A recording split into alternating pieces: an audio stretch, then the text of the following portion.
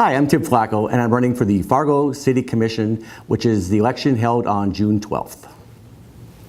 So what are the most important issues in your race, and how would you address those issues? Well, I want to be viewed, and I'm not a one-issue candidate, so I think that's important that we really are comprehensive in our approach, and I don't automatically default to yes or no on issues, but it's about gathering information. I've done a couple surveys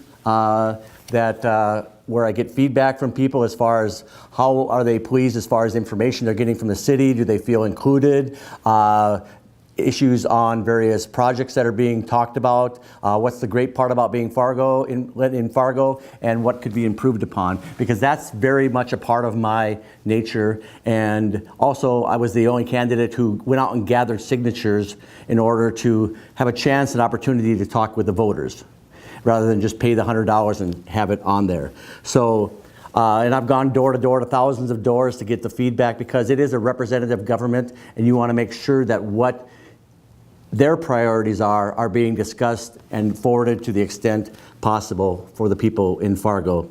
I've developed a 5-point strategic plan to carry that out, and I'm the only candidate with a detailed, well-articulated plan of priorities and action. I was the first candidate to present a plan for driving down the cost of specials, and one portion of that plan was put on the Fargo City Commission agenda thanks to the mayor and Commissioner Grinberg a number of days afterwards. And I made my announcement, and that was already adopted on Monday, May 21st. So very excited to have one portion of my plan already put in place, that being the 70-30 provision. And again, I plan to be very inclusive in my style, but as far as carrying out my plan and my priorities, I have 5 pillars of progress, as I call them. First being improving infrastructure. We must, as a top priority, finish the Fargo-Moorhead diversion and flood protection, because it's costing taxpayers and homeowners scores and millions of dollars of insurance payments that they have to pay every year until that's done. We need to provide people with the assurance that if they build a house, buy a house, build a business, buy a business, that they will not lose that business or home to a flood. And plus, at the same time, we need to look at what can we do to improve materials, whether it's road materials or bridge materials. There are better ways we can do things. And the last point on the infrastructure, we need to make sure that we continue to work to bring potable water from the Missouri River to Fargo. That's often overlooked in this whole discussion as we talk about the commission. Second being to drive down taxes and specials in Fargo to make Fargo an affordable place to live and raise a family. As I talked about, I'm the only person who has been actually lowered people's taxes. They've sponsored the bill for $3 billion in property tax relief, which saved Fargo homeowners a lot of money over the years. Third point being quality of life and safe neighborhoods. People don't think it's safe anymore in Fargo as it was 10 years ago, and we need a lot of things for people to do. Millennials in particular can live anywhere in the country, so they look at quality of place when they decide where they want to live, and that's very important. And we need to promote, as my fourth point, a vibrant economic development plan.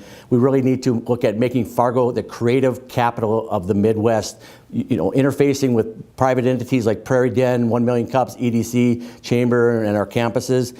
And we need to look at where can we remove red tape, excessive barriers, whether it be cost of engineering, and to grow and diversify our economy so that we remain financially strong. And the fifth point being quality of city and smart growth. We must make sure Fargo remains safe and family friendly, affordable to live, promote smart growth strategies like infill, which can save money for homeowners, and we need to look to modify our building codes. I served in the Fargo Planning Commission. We need to look at modifying building codes so we can have smaller parcels, which will be more affordable for homeowners. We're hearing from people that we're trying to recruit at that $45,000 to $55,000 salary range that just cannot afford to move to Fargo. So that is really the 5 points of my plan that I've laid out, and I think there's a lot of red meat on that you can move forward with. And what differentiates you from your opponents, and why should someone vote for you? I think with my diverse of experience, public-private work, both in, that I've done over the years, I'm a can-do commissioner. I really have an impatient personality and have driven to get things done. Fargo is a fantastic place to live, but I'm realistic that it is, you know, it has its shortcomings too. People don't feel as safe as I talked about, and I think it's sad commentary that our Fargo firefighters and Fargo police had to go to a bank to get safety equipment in order to be safe, and so that they make sure that they make it home at the end of the shift. We need more parole officers on the beat, and I've been a state senator chairing the Education Ag committees, and we successfully tackled many challenges, lowering property taxes, new K-12 funding formula, new higher education funding formula, preventing meth use with meth precursors, which drove down the use by 90%. During the time when I was Ag Chair, we increased the gross state product for agriculture products 452% through a variety of mechanisms. So Fargo is changing, and we need changing leadership to really realize that full potential. I will work tirelessly, and I've always been a champion for people, and I will make sure that their best interests are well served. And many other candidates have had their chance, 36 to 40 years worth of chance. Now I want to bring some fresh, vibrant ideas and push that agenda briskly forward, and I ask for your vote. Thank you very much. I am Tim Flakoll, and I would appreciate your support.